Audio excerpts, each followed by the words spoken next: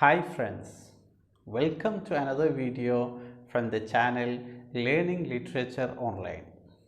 If you didn't subscribe yet, please subscribe this channel and hit the bell icon so that you will be notified whenever we upload more videos. Today we are going to discuss the essay Drawing Children a Reverie by the famous English essayist Charles Lamb.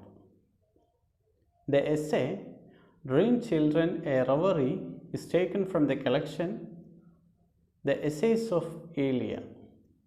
Here, the narrator expresses the feeling of loss and regret faced by the narrator himself. Dream Children is highly autobiographical and personal, and it is completely based on the description of a place where he lived with his grandmother and the relationships he had and his feelings. So, let us have a glance at the author's life. Charles Lamb, the essayist, was the seventh and the youngest child of his parents, was born on 10th February 1775 in London and was died in December 1834. He was famous under his pseudonym of Elia. He was an essayist, poet, fiction writer and critic from the age of Romanticism or the Romantic period. He had received his calling at Christ's Hospital, London, where he formed a lifelong relationship with Samuel Taylor Coleridge. He was by character a nervous and timid child. After schooling, Lamb got a job in London Merchant's Office in 1791, and he was appointed to a clerkship in the Southsea House. In 1792, he was transferred to East India House, where he served for 33 years. He had suffered from melancholy.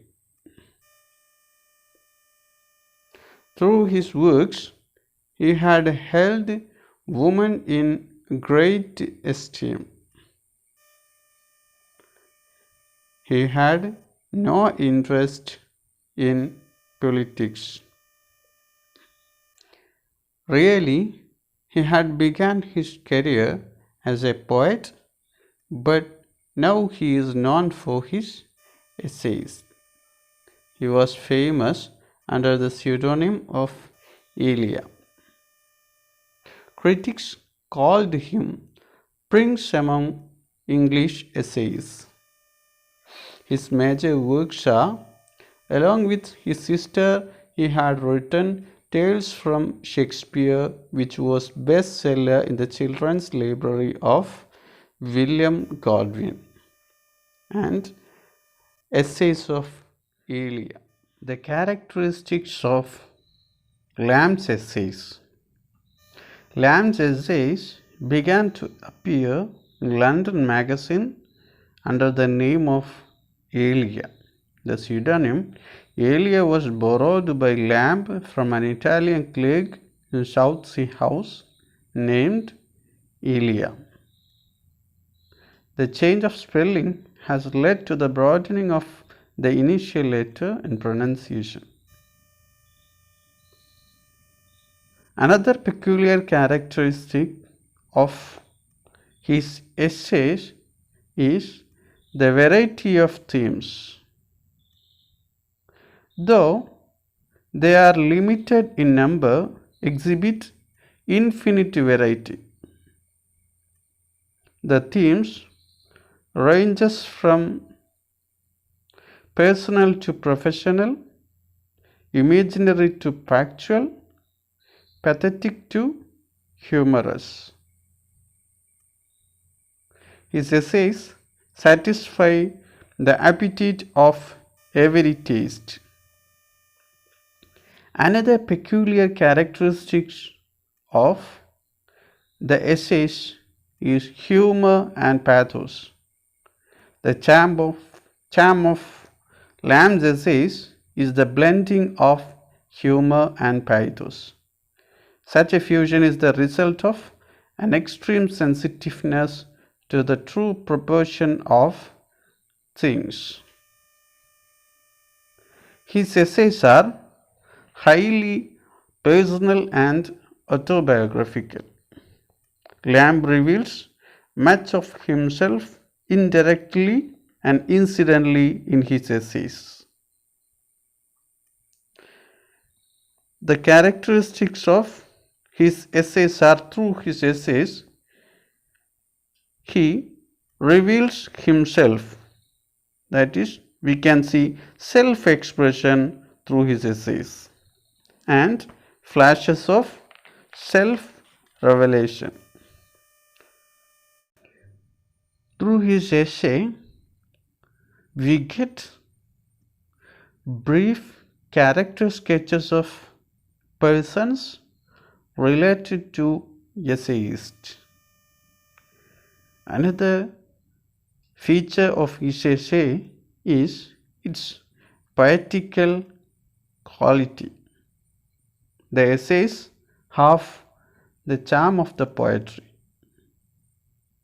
There is a spontaneity and effortless art in the essays of Elia. The essayist Charles Lamb begins his essay, Dream Children a Reverie, speaking of a common fact regarding children. He says, children love to listen stories of their elders. Here, the children of James Elia, that is the author itself, who were John and Alice, gathered around Lamb to tell them about their great-grandmother, Mrs. Field. She lived in a great house in Norfolk. The house belonged to a rich nobleman. Grandmother was only the housekeeper of the house. She looked after the house with great care as though it was her own. The children had come to know the story from the ballad of the children in the wood. The most interesting fact about this house was that the whole story of the children in the wood was carved in the wood upon the chimney piece of the great hall. But a foolish rich person later pulled down the wooden chimney and put a marble chimney in its stead. Alice was very unhappy hearing this, that the rich man had pulled down the chimney piece with the story. She looked upbraiding, and her anger was like her mother's. Grandmother looked after the house as though it was her own. But later, after her death, when the house came to decay, the nobleman carried away the ornaments of the house and used them in new house by the owner itself, which looked very awkward in the new house. Things will look beautiful only when they are in harmony with the surroundings. John enjoyed this comparison and smiled as if he also felt it, and it would be very awkward indeed. Grandmother was also very religious. She was respected by everyone in the neighborhood.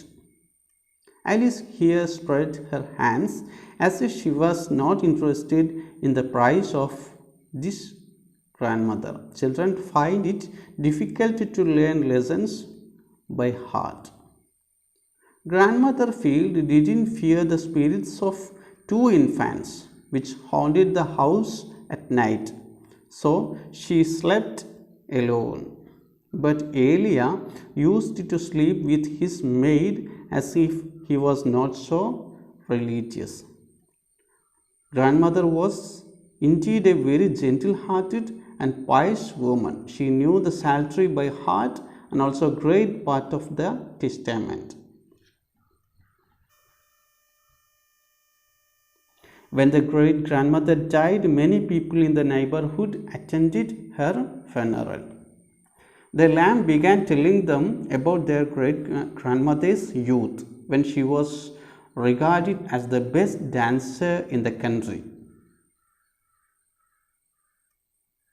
Here, Alice moved her feet unconsciously as she too was interested in dancing. Grandmother was tall and upright, but later she was bowed down by a disease called cancer.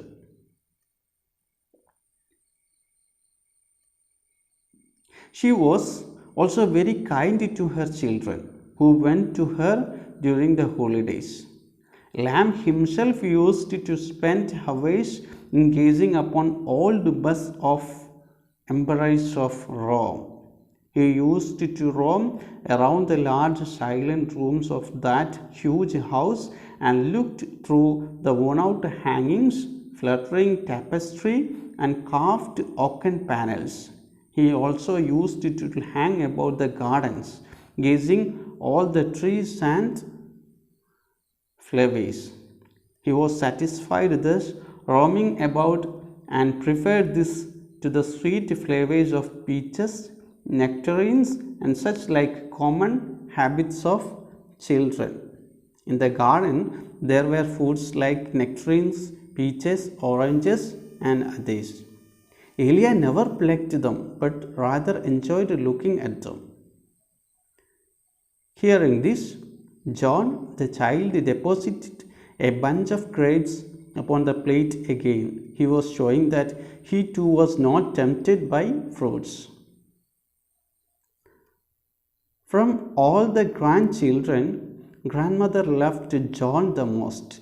John was lively and spirited, fond of riding, hunting, and outdoor activities. He used to take James Elia upon his back for outings as James Elia was lame footed. But James was very sorry for it. When John died later and James missed him much, the children began to cry at the sad turn of events. They asked him not to continue story of Uncle John, instead should say something about their dead mother. Lamb began telling them how for 7 years he courted their mother Alice. He was at times hopeful of winning her and at times in despair. When Arthur looked at Alice, she looked very much like her mother. Thereafter, the children began to grow fainter. They began to go away further and further, till the father could hardly see them. From a great distance, they seemed to say that they were not children of Alice nor of him. They were not children at all. They were only what might have been. When he woke up, he found himself in an armchair. He had fallen asleep and he had been dreaming. James Elia had vanished. On the chair was only Charles Lamb. Critical appreciation. The essay is really a reverie occasioned by Lamb's loneliness. In fact, the immediate reason behind creation of this essay was the death of his brother John, an event which filled in Lamb's life an utter sense of loneliness and frustration. Autobiographical descriptions can be seen. It unveils Others' soul. Lamb's memory takes us back to those good old days of great grandmother Field.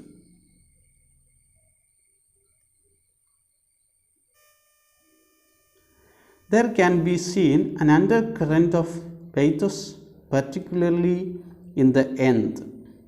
Pathos is at every step and can be seen really at the end when the dream children of Lamb vanish as airy nothings.